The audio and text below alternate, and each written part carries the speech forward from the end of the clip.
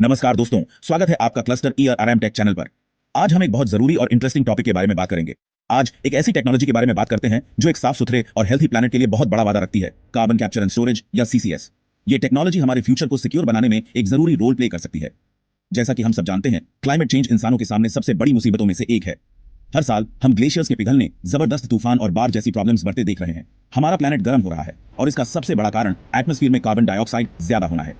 CO2 levels बढ़ने से global warming हो रही है, जिससे हमारे एनवायरनमेंट पर बहुत बुरा असर पड़ रहा है। CCS एक सुपर हीरो टेक्नोलॉजी की तरह है जो क्लाइमेट चेंज से लड़ने में हमारी मदद कर सकती है, अलग अलग जगहों से CO2 एमिशंस को पकड़कर और उन्हें जमीन के नीचे सेफली स्टोर करके। ये टेक्नोलॉजी हमें CO2 को हवा में जाने से रोकने में मदद करती है। ये किसी विलन को नुकसान पहुंचाने से पहले उसे पकड़ लेने जैसा है। CCS टेक्नोलॉजी CO2 को पकड़कर उसे जमीन के नीचे सेफली रख देती है, जिससे वो हवा में नहीं फैल पाता। आगे हम CCS के बारे में और डिटेल में जानेंगे, कैसे काम करता है, इसके फायदे और प्रॉब्लम्स क्या हैं। हम देखेंगे कि कैसे ये टेक्नोलॉजी हमारे एनवायरनमेंट को बचाने में हेल्प कर सकती है और इसे यूज करने में कौन-कौन सी मुश्किलें आती हैं। तो CCS असल में क्या है और ये इतना जरूरी क्यों है? सिंपल शब्दों में CCS एक 3 स्टेप प्रोसेस है: कैप्चर, ट्रांसपोर्ट और स्टोरेज। सबसे पहले बड़े इंडस्ट्रियल सोर्सेज जैसे पावर प्लांट्स और फैक्ट्रीज से CO2 पकड़ा जाता है। इसे एक बड़े वैक्यूम क्लीनर की तरह समझो जो CO2 को सक कर लेता है। इसके बाद पकड़े गए CO2 को सही स्टोरेज जगहों तक पहुंचाया जाता है। ये ज्यादातर पाइपलाइंस के जरिए होता है, जैसे ऑयल और गैस भेजे जाते हैं। आखिर में CO2 को जमीन के बहुत नीचे जियोलॉजिकल फॉर्मेशंस में डाला जाता है, जैसे empty oil and gas reservoirs या सेलिन एक्विफर्स। ये फॉर्मेशंस बड़े अंडरग्राउंड वॉल्ट्स की तरह काम करते हैं, CO2 को हवा से दूर सेफली स्टोर करके। CO2 कैप्चर करने के 3 मेन तरीके हैं: post combustion capture, pre combustion capture और ऑक्सी फ्यूल कंबस्टन। ये तीनों मेथड्स अलग अलग तरीकों से काम करते हैं और इनका मकसद एक ही है, हवा में CO2 कम करना। इन टेक्निकल टर्म्स से मत डरो, ये समझना आसान है। चलो इनको डिटेल में समझते हैं ताकि आप जान पाओ कि ये कैसे काम करते हैं और इनका महत्व क्या है। पोस्ट कंबस्टन कैप्चर में फॉसिल फ्यूल्स जलने के बाद फ्लू गैस से CO2 पकड़ना होता है। यह मेथड एग्जिस्टिंग पावर प्लांट्स में आसानी से लगाया जा सकता है। एक चिमनी के ऊपर एक फिल्टर इमेजिन करो जो CO2 को हवा में जाने से पहले पकड़ लेता है। यह फिल्टर स्पेशली बनाया जाता है ताकि यह CO2 मॉलिक्यूल्स को अच्छी तरह पकड़ सके। दूसरी तरफ pre combustion capture fossil fuels के जलने से पहले CO2 को पकड़ता है। यह मेथड टिपिकली गैसिफिकेशन प्रोसेस में यूज होता है, जहां फॉसिल फ्यूल्स को पहले गैस में बदला जाता है। यह फल खाने से पहले उसके सीड्स निकालने जैसा है। जैसे आप सीड्स निकालते हो ताकि फल खाने में आसान हो, वैसे ही CO2 को पहले ही रिमूव कर लिया जाता है। आखिर में ऑक्सी फ्यूल कंबस्टन में फॉसिल फ्यूल्स को प्योर ऑक्सीजन में जलाना होता है, जिससे कंबस्टन प्रोसेस और भी एफिशिएंट हो जाता है, जिससे एक ऐसा फ्लू गैस बनता है जिसमें CO2 ज्यादा होता है और बाकी गैसेस कम होते हैं, जिससे इसे पकड़ना इजी हो जाता है। इस हाई कंसंट्रेशन CO2 को पकड़ना और स्टोर करना ज्यादा एफिशिएंट और सस्ता होता है। एक बार CO2 पकड़ा जाने के बाद इसे स्टोरेज जगहों तक पहुंचाने की जरूरत होती है। ज्यादा CO2 ट्रांसपोर्ट करने का सबसे कॉमन तरीका पाइपलाइंस है। ये पाइपलाइंस ऑयल और गैस पाइपलाइंस जैसे ही होते हैं, लेकिन इन्हें स्पेशली CO2 के लिए बनाया जाता है।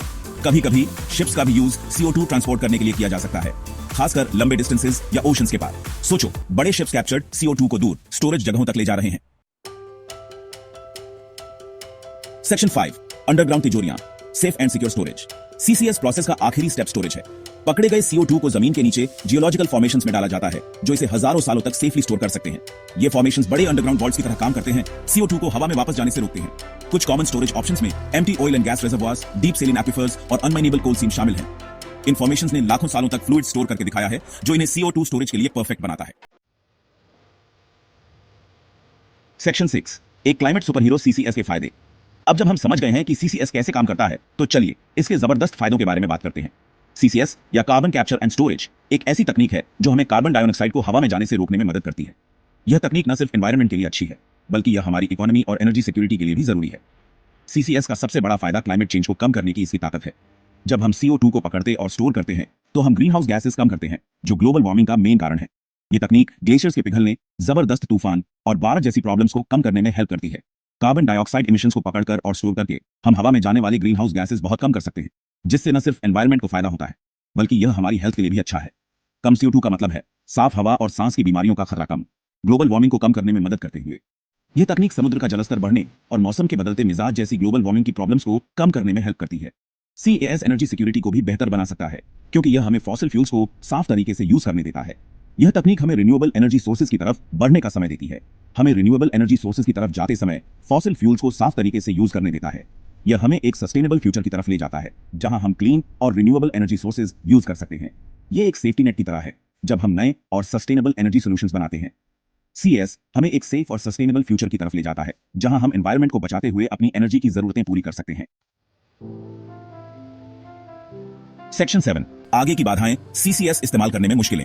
हालांकि सीसीएस में बहुत पोटेंशियल है, कुछ चैलेंजेस भी हैं जिन्हें सुलझाने की जरूरत है। मेन चैलेंजेस में से एक पैसा है। सीसीएस टेक्नोलॉजी अभी भी बड़े पैमाने पर यूज करने के लिए महंगी है। हालांकि सोलर और विंड एनर्जी की तरह सीसीएस का कॉस्ट भी कम होगा जैसे जैसे टेक्नोलॉजी आगे बढ़ेगी और ज्यादा प्रोजेक्ट्स शुरू होंगे। एक और चैलेंज कार्बन डाइऑक्साइड का ट्रांसपोर्टेशन है, जिसके लिए पाइपलाइंस और शिप्स चाहिए। ये इंफ्रास्ट्रक्चर बनाना महंगा और टाइम कंज्यूमिंग हो सकता है। इसके अलावा लोगों की राय और सीसीएस का एक्सेप्टेंस इसके ज्यादा यूज के लिए जरूरी है।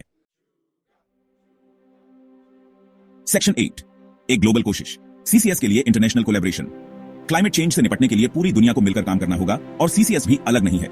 पूरी दुनिया में सीसीएस टेक्नोलॉजीज को डेवलप और यूज करने के लिए नॉलेज, एक्सपर्टीज और रिसोर्सेज शेयर करना जरूरी है। इसलिए इंटरनेशनल कोलैबोरेशन एसेंशियल है। कई देश पहले से ही सीसीएस रिसर्च एंड डेवलपमेंट में इन्वेस्ट कर रहे हैं और इंटरनेशनल पार्टनरशिप्स इनोवेशन और नॉलेज शेयरिंग को बढ़ावा दे रहे हैं। साथ मिलकर काम करके हम मुश्किलों को दूर कर सकते हैं और सीसीएस की पूरी ताकत का इस्तेमाल कर सकते हैं। सेक्शन 9, सीसीएस और भविष्य, एक सस्टेनेबल रास्ता आगे। जैसे जैसे हम फ्यूचर की तरफ देखते हैं, सीसीएस क्लाइमेट चेंज को कम करने और आने वाली जनरेशंस के लिए एक सस्टेनेबल फ्यूचर बनाने के लिए एक जरूरी टेक्नोलॉजी बनकर उभरता है। ये कोई जादू की छड़ी नहीं है, लेकिन क्लाइमेट चेंज के खिलाफ हमारी लड़ाई में ये एक जरूरी टूल है। सीसीएस रिसर्च, डेवलपमेंट और डिप्लॉयमेंट में इन्वेस्ट करके हम अपने और फ्यूचर जनरेशंस के लिए एक साफ, हेल्थी और ज्यादा सस्टेनेबल प्लैनेट बना सकते हैं। याद रखें, ग्रीनर फ्यूचर के लिए हम जो भी करते हैं वो मायने रखता है और सीसीएस सही डायरेक्शन में एक बड़ा कदम है। तो दोस्तों, कार्बन कैप्चर एंड स्टोरेज यानी सीसीएस हमारे भविष्य के लिए एक महत्वपूर्ण तकनीक है।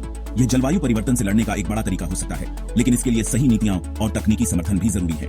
अगर हमें इस तकनीक को बड़े पैमाने पर अपनाना है तो हमें इसके विकास और कार्यान्वयन के लिए और अधिक प्रयास करने होंगे। अगर आपको यह वीडियो पसंद आया हो तो इसे लाइक और शेयर करें और हमारे channel cluster year ram tech को सब्सक्राइब करना न भूलें। धन्यवाद।